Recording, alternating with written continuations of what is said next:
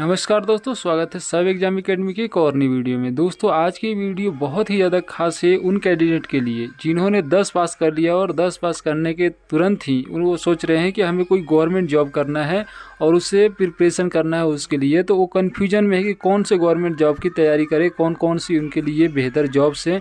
तो इसी वीडियो में हम आप लोगों के लिए टॉप 10 गवर्नमेंट जॉब्स लेकर के आए हैं जो कि 10वीं पास के लिए है। ठीक है, तो आज तक इनके बारे में अगर किसी के बारे में नाम भी सुने होंगे या कई वैकेंसी ऐसे भी होंगे कि जिसके बारे में आप लोग नाम भी नहीं सुने होंगे, लेकिन बेहतर जॉब है 10th पास के लिए।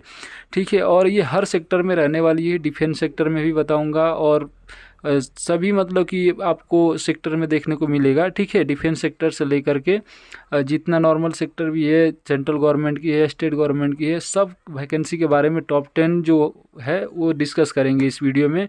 बस लास्ट तक देख लो और आपको अपने लिए जो बेस्ट लगेगा उसको चूज कर लेना और आप उसका तैयारी करना है। ठीक है, तो सभी के बारे में पूरे डिटेल्स के साथ आप लोगों को बताएंगे, बस वीडियो में बने रहना। और अभी वीडियो स्टार्ट हो रही है, इससे पहले आप लोग लाइक कर दो और एक प्यारा सा कमेंट जा करके कर दो कि आप 10th पास कब किए थे। ठीक है, तो चलिए आज के वीडियो जो है स्टार्ट करते हैं। देखिए हम स्लाइड वाइज बताएंगे। तो सबसे पहले हम फर्स्ट स्लाइड पे चलते हैं और हमारी जो वैकेंसी है कोई इसमें रैंकिंग नहीं है।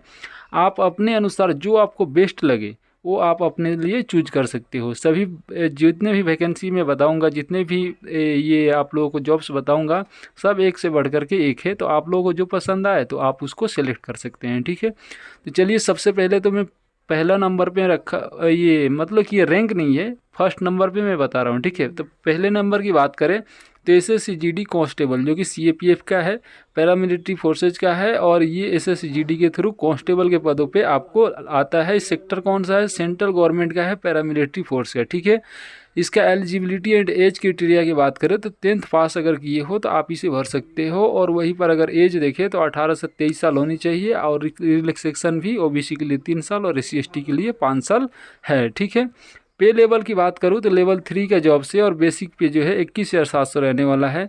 और इन हैंड सैलरी जो है आप लोगों को 30,000 यहाँ पे लिखा गया है, लेकिन 40,000 अभी तो ज़्यादा ही मिलेगा, 45,000 से अब भी मिलेगा। ठीक है, तो यहाँ पर ग्रेड पे की बात करूँ तो ग्रेड पे इसमें चलता नहीं एक्चुअल में, लेकिन इसमें जैसे ग्रेड पे है 2400 है ना, जो नॉर्मली पे लेवल 3 के लिए जो ग्रेड पे चलता है वो आप देख लेना। ठीक है, लेकिन ग्रेड पे वगैरह इसमें नहीं लगता है।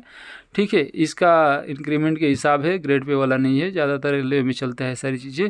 तो सिलेक्शन प्रोसेस का देखिए तो CBT ऑनलाइन एग्जाम होगा, उसके बाद में फिजिकल होगा, उसके बाद मेडिकल होगा, उसकी मेडिकल के साथ ही आप लोग को DB हो जाता है, डॉक्यूमेंट वेरिफिकेशन, और आपका मेरिट लिस्ट आता है, आप लोग सेलेक्ट हो जाते हो। उसके बाद में बात करूँ वैकेंसी टाइमलाइन की, कब आता है ये, तो हर साल देखिए फिक्स कैलेंडर आमतौर पे अगस्त और नवंबर के बीच में आप लोगों को देखने को मिल जाता है। तो आप लोग अगर इसके लिए इच्छुक रहेंगे तो आप इसको चेक करते रहना। ठीक है, और यहाँ पर देखिए SubExam.com मेरा वेबसाइट है, उसे भी विजिट करते रहना, उस पर आप लोग को ये सारी अपडेट देखने को मिल जाती है। ठीक है, दूसरे नंबर वैकेंसी की बात करें तो रेलवे ग्रुप D है, जो कि रेलवे RRB ग्रुप D जो रेलवे की वैकेंसी रहने वाली है। और इस सेक्टर देखें तो सेंट्रल गवर्नमेंट की इंडियन रेलवे के अंतर्गत गवर्नमेंट जॉब ये आता है। ठीक है, और एलिजिबिलिटी और एज की बात करें तो 10th पास या ITI आपके पास में होना चाहिए। कभी ITI भी मांगता है साथ में, तो ITI भी आपके पास रहना चाहिए। ठीक है, और पद का अनुसार देखें, पद अनुसार मतलब ITI मांगता है, कब जैसे कि ITI किसी में नहीं भी मांगता है, 10th पास पे भी होता है, और कहीं कहीं ITI भी मांगता है 10th पास के साथ में। ठीक है, तो यहाँ पर आपका एज क्राइटेरिया जो है 18 से 33 साल रहने वाली है। और वहीं पर पे स्केल की बात करूँ तो लेवल 1 का ये जॉब है, और बेसिक पे जो है 18,000 रहने वाली है, और इन हैंड सैलरी जो कैलकुलेशन के हिसाब से बनेगा वो चीज़ है। ठीक है, यहाँ पर जो हम इन हैंड लिखे हैं इस पर मतलब कि ये जो है फर्स्ट सैलरी है, जैसे कि आप लोग ट्रेनिंग पीरियड में रहोगे वो वाली सैलरी है, तो आप उसे माने, लेकिन जब आप ड्यूटी पीरियड में आ जाओगे तो ये सैलरी बढ़ जाती है। ठीक है, तुरंत ही मतलब कि काफ़ी उछाल आता है इसमें, ट्रेनिंग पीरियड में थोड़ी कम ही रहती है। ठीक है, ग्रेड पे की बात करें तो ये 1800 ग्रेड पे है। और यहाँ पे सिलेक्शन प्रोसेस जो है, सिलेक्शन प्रोसेस आप लोगों का CBT देना होता है और फिजिकल एफिशिएंसी टेस्ट देना होता है, जो कि ना के बराबर है। और उसके बाद में आप लोगों का मेरिट लिस्ट आता है, आप सिलेक्शन कर जाते हो। ठीक है, ज्वाइन कर लेते हो, और है ना। वैकेंसी टाइमलाइन की बात करें तो रेलवे भर्ती बोर्ड के वार्षिक कैलेंडर के अनुसार 1-2 साल में निश्चित ही आता है। ठीक है, कभी ऐसा मौका हो जब नहीं आए, लेकिन हमेशा हर साल ही निकल रहा है अभी तो। और तीसरे नंबर जॉब्स की बात करूँ तो एसएससी एमटीएस जो कि मल्टीटास्किंग स्टाफ का और हवलदार का, ये दोनों पोस्टों पे निकालता है एसएससी। तो यहाँ पर सेक्टर की बात करें तो ये भी सेंट्रल गवर्नमेंट की है और सेंट्रल गवर्नमेंट मिनिस्ट्री की जॉब है, ठीक है। और यहाँ पर एलिजिबिलिटी एंड एज की बात करूँ तो 10th पास है और आपके 18 से 25 ईयर्स होना चाहिए एंड 18 से 27 ईयर। यहाँ पर आप लोगों को जैसे एज रिलैक्सेशन भी लगा सकते हैं इसमें, ठीक है। और ये 18 से 27 जो है हवलदार के लिए है, 18 से 25 जो है मल्टीटास्किंग के लिए है, ठीक है। तो पे स्केल की बात करूँ तो पे स्केल लेवल 1 का जॉब रहने वाला है और ये आपका इन हैंड सैलरी जो है आप लोगों को 26 से 32 के बीच में आप लोगों को ट्रेनिंग पीरियड में मिलेगा। फर्स्ट वाली में बता रहा हूँ क्योंकि आप लोग जब ज्वाइन करोगे उस टाइम में आप लोग की सैलरी में काफ़ी उछाल आएगा, ठीक है। ग्रेड पे 1800 रहने वाला है और सिलेक्शन प्रोसेस जो है केवल एक कंप्यूटर आधारित, एमटीएस के लिए कोई फिजिकल वगैरह नहीं होता, इसका सिर्फ और सिर्फ सीबीटी एग्जाम आप लोग दोगे और आपका सिलेक्शन हो जाएगा। और वैकेंसी टाइमलाइन की बात करें तो हर साल निश्चित रूप से अधिसूचना जो है मई से लेकर के जुलाई के बीच में आप लोग को देखने को मिलता है एसएससी के ऑफिशियल वेबसाइट पे, ठीक है। और चौथे नंबर वैकेंसी की बात करें तो इंडिया पोस्ट की रहने वाली है जो कि जीडीएस का वैकेंसी निकलता है ग्रामीण डाक सेवर, ठीक है। सेक्टर की बात करें तो सेंट्रल गवर्नमेंट का है, डिपार्टमेंट ऑफ पोस्ट, ठीक है। और एलिजिबिलिटी एंड एज की बात करूँ तो 10th पास से लोकल लैंग्वेज आप लोगों को आने चाहिए, 18 से 40 साल इसका एज रहने वाला है। और पे स्केल की बात करूँ तो पे स्केल इसका टीआरसीए स्लेब के आधारित होता है, ठीक है। और यहाँ पे ग्रेड पे वगैरह लागू नहीं होता। सिलेक्शन प्रोसेस कोई परीक्षा नहीं होती इसमें, आप लोगों को सीधे 10वीं की मेरिट सूची के बेस पे ही आप लोगों का सिलेक्शन हो जाता है। आपने कितना मार्क्स लिए हैं 10th में उस हिसाब से बोर्ड एग्जाम में आपके बोर्ड एग्जाम के मार्क्स को देख करके वहाँ पे मेरिट बनता है, ठीक है। वहीं पर अगर बात करूँ वैकेंसी टाइमलाइन की तो हर साल बम्पर पदों पर भर्ती जो है मई से लेकर के अगस्त के बीच में देखने को मिलती है, ठीक है। 5वें नंबर पोस्ट पे चलते हैं। हमारा 5वें नंबर जो हमारा जॉब से रेलवे सुरक्षा बल आरपीएफ कांस्टेबल का जॉब रहने वाला है और ये भी सेक्टर देखें तो सेंट्रल गवर्नमेंट का है, इंडियन रेलवे के अंतर्गत आता है। और एलिजिबिलिटी की बात करूँ तो 10th पास है और 18 से 28 साल आप लोगों का एज रहने वाला है और इसमें रिलैक्सेशन आप लोग लगा सकते हैं 3 साल और 5 साल SC ST का और ओबीसी का 3 साल। इस हिसाब से पे स्केल की बात करूँ तो लेवल 3 का जॉब रहने वाला है और बेसिक पे 21,700 और इन हैंड सैलरी जो है 28 से 3300, ये जो है शुरुआती पे है। और आप लोग जब ज्वाइन कर लोगे ट्रेनिंग के बाद में तो आप लोग काफ़ी उछाल देखने को मिलेगा, मैं बार बार बोल रहा हूँ, ठीक है। ग्रेड पे 2000 रहने वाली है और यहाँ पे सिलेक्शन प्रोसेस जो है सीबीटी लिखित परीक्षा होगा आप लोगों का कंप्यूटर बेस्ड और उसके बाद में फिजिकल टेस्ट होगा, ठीक है, पीटी और पीएचटी, उसके बाद मेडिकल और डीवी होगा, उसके बाद में आप लोग इसमें ज्वाइन कर लोगे, ठीक है। वैकेंसी टाइमलाइन की बात करें तो आवश्यकता और रेलवे के सुरक्षा कोटे के तहत नियमित अंतराल पे आप लोग को ये आते रहता है, तो आपको subexam.com को विजिट करते रहना है, वहाँ पे अपडेट मिल जाएगा, ठीक है। 6 नंबर पे बात करता हूँ तो यहाँ पर भारतीय सेना के अंतर्गत अग्निवीर जनरल ड्यूटी जो है यहाँ पे सेक्टर अगर देखें तो सेंट्रल गवर्नमेंट है और ये डिफेंस लाइन की रहने वाली है जॉब। और एलिजिबिलिटी एंड एज की बात करें तो 10th पास मिनिमम 45% रहना चाहिए कुल और हर विषय में 33% आपका होना चाहिए। अगर एज की बात करें तो 17.5 से 21 साल रहने वाली है। और पे स्केल देखें तो 30,000 प्रथम वर्ष में और चतुर्थ वर्ष में 40,000 प्लस में 11.71 लाख सेवा निधि, मतलब 4 साल की ही जॉब रहने वाली है सिर्फ और सिर्फ। 4 साल के बाद में आप लोग को ये कंडीशन आप लोगों को पता होगा कि 75% को आउट कर दिया जाता है, 20% एलिजिबल जो होते हैं उन्हें परमानेंट रखा जाता है, ठीक है। ग्रेड पे की बात करें तो अग्निवीर विशेष पैकेज व्यवस्था है यहाँ पर कोई ग्रेड पे नहीं लागू होता है। और सिलेक्शन प्रोसेस जो है इनका भी ऑनलाइन परीक्षा, फिजिकल रैली और यहाँ पे मेडिकल भी होता है, ठीक है, और डॉक्यूमेंट वेरिफिकेशन, और यहीं पर आप लोग ज्वाइन कर लेते हो। और वैकेंसी टाइमलाइन की बात करें तो हर साल निश्चित रैली शेड्यूल जो है जनवरी से मार्च के बीच में आप लोग आता है, तो subexam.com विजिट करते रहें, आप लोगों को वहाँ पे ये सारी चीज़ें डिटेल्स मिल जाएगी, ठीक है।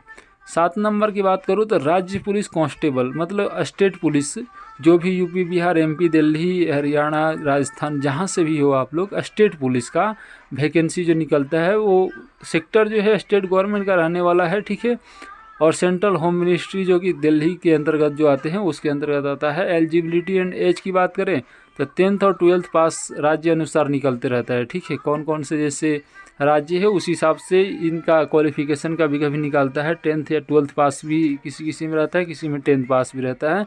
राज्य अनुसार जो है अलग अलग नियमें जारी होती है। और इसका एज क्राइटेरिया का बात करें तो 18 से 22 और 25 साल देखने को मिलता है, ठीक है। और यहीं पे आप लोग रिलैक्सेशन भी लगा सकते हो। हम जनरल के लेकर के चल रहे हैं।